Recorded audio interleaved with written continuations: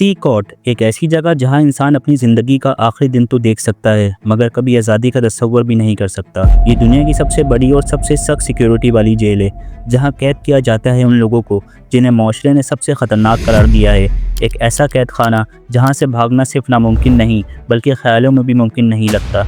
इसकी एक एक दीवार सिर्फ पत्थर नहीं बल्कि एक मुकम्मल मनसूबाबंदी, एक साइंस और एक खौफ का ऐसा जाल है जो इंसान के जज्बात तक को कैद कर लेता है। एल सल्वाडोर के दिल में बनी ये मेगा जेल महज एक इमारत नहीं बल्कि एक सोची समझी स्ट्रेटेजी का नतीजा है। 2022 में बनने वाली ये फैसिलिटी 410 एकड़ में फैली हुई है और 40,000 कैदियों को समेटने की कैपेसिटी रखती है। ये सिर्फ एक नंबर नहीं बल्कि एक मिसाल है कि एक छोटा मुल्क किस तरह अपने अंदर फैली हुई जंगली कुव्वतों को कैद करता है। इस जेल में वो लोग बंद हैं जिन्होंने मासूम जिंदगियां ख़त्म की, मोहल्लों में दहशत फैलाई और पूरे मुल्क को अंधेरों में धकेल दिया। MS-13 और बैरियो 18 जैसी गैंग के हाई रैंकिंग मेंबर्स यहाँ अपनी ज़िंदगी का आखिरी दिन गुजार रहे हैं। उनमें से कई ऐसे हैं जिन्होंने कानून का असली वजूद पहली दफ़ा सिर्फ तब महसूस किया जब सी कोर्ट की दीवारें उनके गिर्द बंद हो गईं। इन्हीं दीवारों के पीछे छुपी दुनिया और इन कैदियों की ज़िंदगी के सख्त इम्तिहान की असल हकीकत आप तक पहुँचाने के लिए आप देख रहे हैं blog by Basit. Hidden deep within El Salvador lies a prison unlike any other on earth, with over 40,000 of the world's most dangerous inmates locked inside. This is a city of fear within walls of stone. Every movement watched, every word recorded. Escape? Impossible. This is the world's most secure mega prison. This is CECO2. El Salvador central America में वाक़ एक छोटा सा मुल्क है जिसकी कुल आबादी सिर्फ 6 मिलियन है, मगर ये मुल्क सालों तक एक ऐसी जंग में गिरा रहा जो किसी दूसरे मुल्क के खिलाफ नहीं बल्कि अपने अंदर फैली हुई गैंग से खिलाफ थी। ये गैंग आहिस्ता आहिस्ता सरकारी इदारों से ज़्यादा ताकतवर बन गए। MS-13 और बैरियो 18 जैसे ग्रुप्स ने पूरे शहरों में अपना निज़ाम कायम कर लिया। मोहल्ले उनके कब्जे में थे और आवाम उनके खौफ में जीती थी।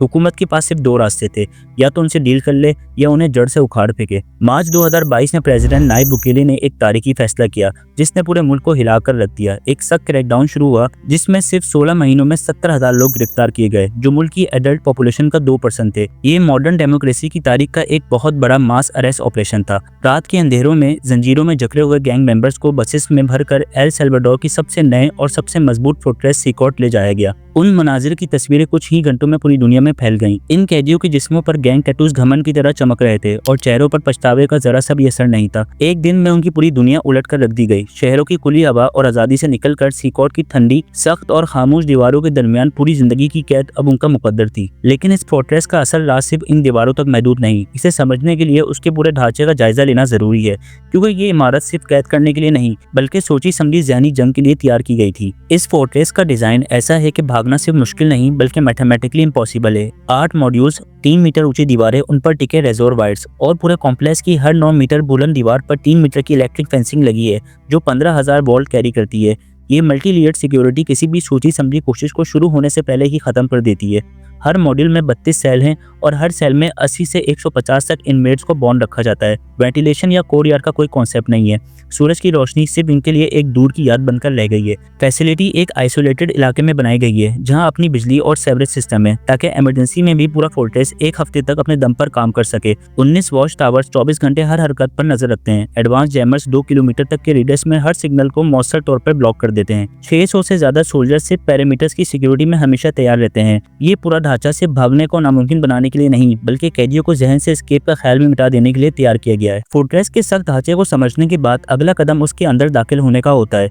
ये कदम किसी मेज में घुसने से कम नहीं होता। जब किसी विजिटर या मीडिया टीम को सी कोर्ट में घुसने की इजाजत मिलती है तो उनका सफर सिक्योरिटी की मल्टीपल लेयर से गुजरता है। हर चीज का सख्ती से जायजा लिया जाता है। कैमरे के सिवा कोई भी चीज ले जाना बिल्कुल मना है। हाई कैपेसिटी एक्सरे स्कैनर्स इंसान के जिस्म का अंदर तक मुआयना करते हैं। गुज़िश्ता वक्त में inmates micro SD card, charger या ब्लेड निकल कर या छुपा कर लाने की कोशिश करते हैं, मगर अब ऐसा करने का सवाल पैदा ही नहीं होता। सिक्योरिटी चेक में पूरा घंटा लग सकता है जहां सॉक्स तक उतारने पड़ते हैं। मेटल डिटेक्टर, बॉडी स्कैनर और मैनुअल फ्रिस्किंग का एक मुकम्मल सिलसिला चलता है ताकि किसी भी छुपी हुई चीज का जरा सा भी इम्कान खत्म हो जाए। गार्ड्स अपने चेहरे मास्क से छुपाए रहते हैं ताकि गैंग्स उनकी पहचान न कर सके, क्योंकि उनके शहरों में अब भी गहरे लिंक्स और नेटवर्क जिंदा हैं। उनके लिए सिर्फ रूटीन नहीं, एक सर्वाइवल प्रोटोकॉल है। ये वो लम्हा है जब आजादी का दरवाजा हमेशा के लिए बंद होता है और फोर्ट्रेस का असल चेहरा सामने आता है। अंदर जिंदगी किसी कैदी के लिए जिंदगी नहीं, एक प्रोग्राम रूटीन है। हर मॉड्यूल में कैदियों को 4 मंजिलों वाले बंक्स पैट में रखना पड़ता है। इतने करीब के मंजर वेयर हाउस का तस्वर देते हैं। हर कैदी के पास सिर्फ एक चादर, यूनिफॉर्म, सॉक्स का एक जोड़ा और एक जोड़ी चप्पल और एक टॉवल होता है। वेंटिलेशन या खुला कोर्टयार्ड का कोई कॉन्सेप्ट नहीं होता। यहाँ सूरज की रोशनी बिल्कुल नहीं पहुंच सकती। रात को भी अंधेरा नहीं होता क्योंकि लाइट 24 घंटे जलती रहती है ताकि गार्ड्स और कैमरास उन्हें लगातार देख सकें। सोने के वक्त टॉवल आंखों पर रखकर वो रोशनी से बचने की कोशिश करते हैं। हर दिन का मेन्यू एक ही होता है, सुबह बीन्स और राइस, दोपहर को राइस और पास्ता, शाम को वही मेन्यू। प्रोटीन की कमी से मेल न्यूट्रिशन के असरात वाज़ेह हैं, मगर किसी को परवाह नहीं। हफ्ते में सिर्फ 1 घंटा फिजिकल एक्टिविटी का मिलता है, वो भी आम गार्ड्स की सख्त निगरानी में और रोटेशन स्केड्यूल के जरिए। जो लोग कभी शहरों में अपनी मर्जी के बादशाह थे, अब एक कदम भी खुद नहीं चल सकते। गार्ड्स के लिए भी ये ड्यूटी जंग से कम नहीं, एक छोटी सी गफलत उनकी जान ले सकती है। फोर्ट्रेस के अंदर जिस्म को कैद करना सिर्फ पहला कदम है, असली जंग जहन के अंदर होती है। जब कोई इंसान रोज सुबह उठकर वही दीवारें देखता है, वही तंग जगह, वही चेहरे और कभी भी रोशनी या आज़ादी महसूस नहीं करता, तो आहिस्ता आहिस्ता वो अंदर से टूटना शुरू होता है। ये साइकोलॉजिकल वारफेयर है जो किसी भी हथियार से ज्यादा गहरा असर डालती है। जेल के अंदर कभी कभी प्रीचर बाइबल का पैगाम सुनाते हैं, कुछ इनमेट्स एक्सरसाइज में अपनी एनर्जी निकालने की कोशिश करते हैं, लेकिन असल में उनकी जिंदगी एक जैसे डेड मोनोटोन में बंद हो चुकी है। बाहर वो गैंग्स के लीडर थे, मगर अंदर उनकी आंखों में सिर्फ एक खालीपन है, जैसे किसी ने उनकी रूह निकाल कर सिर्फ एक खाली शेल छोड़ दिया हो। इनके चेहरों और बदन पर बने गैंग टैटूज उनकी पूरी जिंदगी की कहानियां सुनाते हैं। MS13 के बोल्ड लेटर 18 और 666 के सिंबल्स, टीयर ड्रॉप टैटूज जो उन जिंदगियों का हिसाब देते हैं जो उनके हाथ से खत्म हुई।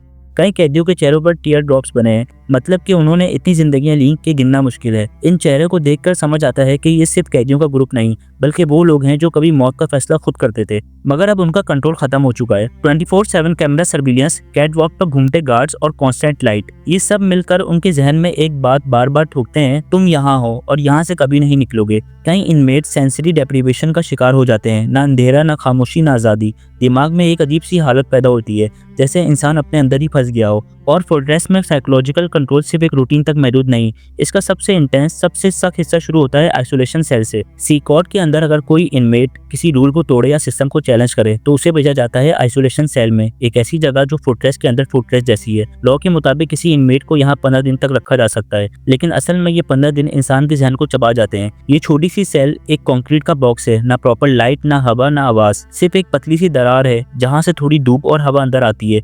न कोई बिस्तर, सिर्फ एक ठंडी कंक्रीट स्लैब जहां इंसान रात गुजारने की कोशिश करता है। पानी और टॉयलेट का सिस्टम भी बेसिक और ह्यूमिलेटिंग है, एक बैरल, एक बेसन और एक गंदा टॉयलेट जो उसी जगह रखा होता है। जेल के ऑफिसर कहते हैं कि चाहे कोई कितना भी सख्त दिल क्रिमिनल क्यों ना हो, आइसोलेशन उसे तोड़ देता है। ये सेल किसी को मार नहीं देता, मगर उनका दिमाग खा जाता है। जब कोई इंसान अंधेरे में, खामोशी में, अपने ख्यालात के साथ अकेला बंद हो तो असली अजाब समझ आता है। न दिन का पता चलता है, न रात का। वक्त का तस्वर मिटने लगता है। कोई इनमेट्स ऐसे होते हैं जो सिर्फ दीवार को तकते रहते हैं, अपनी यादों से बातें करते रहते हैं या आंखें बंद कर चुपचाप बैठे रहते हैं। ये उन्हीं लोगों का अंजाम है जो कभी दूसरों की जिंदगी के फैसले खुद करते थे और अब अपनी ही जिंदगी पर उनका कोई इख्तियार नहीं बचा। फोर्ट्रेस की दीवारों के अंदर कुछ चेहरे ऐसे हैं जो सिर्फ कैदियों की फहरिस्त का हिस्सा नहीं, बल्कि एल सल्वाडोर के जख्मों का जिंदा निशान है। उनमें से एक नाम सबसे ज्यादा खौफ और बदनामी के साथ गूंजता है, मार्विन एर्नेस्टो, जिसे यहाँ सब साइको के नाम से जानते हैं। ये शख्स सिर्फ एक गैंगस्टर नहीं था, बल्कि मौत का चलता फिरता हुक्मनामा समझा जाता था। 34 साल की क्रिमिनल हिस्ट्री, 25 साल तक गैंग में अहम पोजीशन और लातादार जिंदगियों का कातिल। साइको का सफर उस बचपन से शुरू हुआ जहां ना बाप था ना पैसा, सिर्फ कशमकश। छोटी छोटी चोरियों से शुरू होने वाली ये राह आहिस्ता आहिस्ता उन्हीं गैंग्स तक ले गई जिन्होंने पूरे मुल्क पर खौफ का राज कायम किया। पावर, पैसा और पहचान के लिए उसने वो सब कदम उठाए जो आम इंसान सोच भी नहीं सकता। गैंग में शामिल होने के लिए खून बहाना उसका पहला इम्तिहान था और उसके बाद ये सिलसिला रुका नहीं। रिकॉर्ड दिखाते हैं कि उसने 50 से ज़्यादा लोगों को मौत की घाट उतारा और इस रास्ते में उसने माँ बाप और अपने बेटे तक को खो दिया। आज जब वो सीकॉर्ड के अंदर बंद है तो उसकी ताकत, उसका खौफ और उसका कंट्रोल सब उसी फोर्ट्रेस की दीवारों में दबा हुआ है। साइको जैसे लोगों के लिए ये जेल सिर्फ कैदगाह नहीं, एक जिंदगी भर का जिंदा अजाब है। मगर साइको की कहानी सिर्फ एक शख्स की नहीं, ये एल सल्वाडोर की उस माशरे की तस्वीर है जो सालों तक गैंग्स के साए में जीता रहा। MS13 और बैरियो 18 जैसी गैंग ने सालों तक एल सल्वाडोर पर ऐसा खौफ का राज कायम रखा कि लोगों के लिए जिंदगी सिर्फ सर्वाइवल बन गई थी। एक्सटॉर्शन, किलिंग और टेरिटोरियल वॉर ने मुल्क को अंधेरों में धकेल दिया, मगर फिर एक ऐसा मौका आया जब हुकूमत ने इन्हीं गैंग के खिलाफ सीधी जंग का फैसला किया और इस फैसले ने मुल्क का नक्शा बदल कर रख दिया। 2022 में नायब बुकेली के क्रैकडाउन ने कुछ ही महीनों में वो काम कर दिखाया जो पहले किसी ने सोचा भी नहीं था। गैंग्स का सदियों पुराना दौर खत्म होने लगा और मुल्क में अमन का नया दौर शुरू हुआ। मर्डर रेट जो कभी 104 पर लाख था वो गिरकर सिर्फ 2.4 पर लाख तक आ गया। ये तब्दीली इतनी गहरी थी कि रात को सड़कों पर चलना जो कभी मौत का खतरा समझा जाता था अब एक मामूली बात बन गया। लेकिन इस जंग का एक सख्त पहलू भी है। क्रैकडाउन में कई ऐसे लोग भी पकड़े गए जो बेगुनाह थे। नो कॉन्टैक्ट पॉलिसी के सबब उनकी फैमिलीज के लिए इंतजार और बेखबरी एक नया अजाब बन गया। आज भी कई घर ऐसे हैं जहां किसी के लौटने की खामोश उम्मीद जिंदा है। एल सल्वाडोर में क्रैकडाउन ने जो सूरत हाल बदली उसका मरकजी नुक्ता सीकॉट बन चुका है। ये फोर्ट्रेस एक तरफ अमन की निशानी है और दूसरी तरफ इंसानी सवालों का एक गहरा दायरा। इस किले ने मुल्क में खौफ का दौर खत्म करके सुकून कायम किया, इसमें कोई शक नहीं, मगर सवाल ये है किस कीमत पर।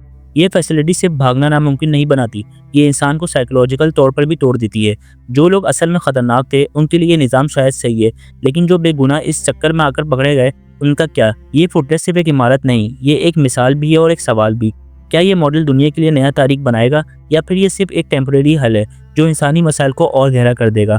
अगर आपको ये कहानी पसंद आई हो तो वीडियो को लाइक करें, कमेंट्स में अपना फीडबैक दें और चैनल ब्लॉग बाय बासित को सब्सक्राइब करना ना भूलें। मिलते हैं अगली वीडियो में, तब तक के लिए अल्लाह हाफिज़।